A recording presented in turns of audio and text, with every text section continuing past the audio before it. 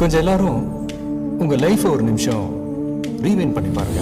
மணக்கண்டா மாப்பிள்ளை பிரியாணி சட்டிக்குள்ள இருந்து இப்படிலாம் சொல்லி போடுறதுக்கு ஆசையாக தான் இருக்குது. ஆனால் ஒரு காலத்தில் எல்லாருமே மொத்தமாக சந்தோஷமாக காட்டு சமையல் பண்ணி மொத்தமாக ஜாலியாக இருந்தோம். இதுதான் கடைசி தலைமுறையாக இருக்கும் நாங்கள் நினைக்கிறோம். இப்போலாம் ஃபுல்லாக ஆன்லைன் ஆர்டரு அப்படி இப்படின்னு சொல்லி வீட்டிலே ஒழுங்காக சாப்பிட்றது கிடையாது. அப்படி இப்படின்னு என்னெல்லாமோ போயிருச்சு. பாதி பேர் வாழ்க்கையே வேறு லெவலில் போயிருக்கோம். அந்த இதில் அனுபவிச்சதை பார்த்தீங்கன்னா கடைசி தலைமுறையாக ஒன்றா இருந்து ஒரே தட்டில் எல்லோரும் மொத்தமாக சாப்பிட்டுட்டு பாதி பேர் பேசிட்டு பாதி பேர் சிரிச்சுட்டு பாதி பேர் வீடியோ எடுத்துகிட்டு அப்படி எல்லாருமே இருந்தோம். இப்போ என்றைக்கு சோஷியல் மீடியா வந்துச்சோ அதில் இருந்தால் நான் இந்தளவுக்கு ஆகிட்டு நான் கல்யாணம் முடித்த நிலையிலேருந்து ஸ்கூலுக்கு போகிற பையன் வரைக்கும் ஒன்றா கிடந்த கடைசி தலைமுறை நம்மளாக தான் இருப்போம். சொல்லிகிட்டே போகலாங்க. நிறைய பெருமைகள். பம்பரம் விளையாண்டது, கோழிக்கால் விளையாண்டது, குச்சிக்கம்பு விளையாண்டது அப்படின்னு ஏகப்பட்ட மெமரிஸ்கள் நாங்கள் கலெக்ட் பண்ணி வச்சுருக்கோம். ஆனால் இப்போ உள்ளவங்களுக்கு யாருக்குமே பம்பரம் விளையாட தெரியும், கோழிக்கால் விளையாட தெரியும், குச்சிக்கம்பு விளையாட தெரியும்.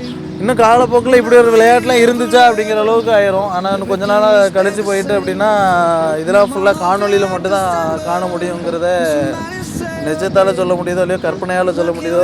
ஆனால் நிஜம் இதுதான். இப்போ யார் கோழிக்காய் பம்பரம் அதெல்லாம் இப்போ ஏன் விளாண்டுடுங்க. பட்டம் விடுறதுக்கு தெரியுமா? பட்டம் இப்போ எவனுக்காக செய்ய தெரியுமா? இல்லை கண்ணாம்பத்தி விளையாட தெரியுமா? ஐஸ் பால் ரெடி அப்படின்னு எவ்வளோ விளையாட்டுருக்கு. எவனுக்காக எதாவது விளையாட தெரியுமா? ஒருத்தனுக்கும் ஒன்றும் விளையாட தெரியாது. நல்ல செல்லு யூஸ் பண்ணணும், செல்லுக்குள்ளே இருக்கணும், அவ்வளோதான். அதான் தெரியும்.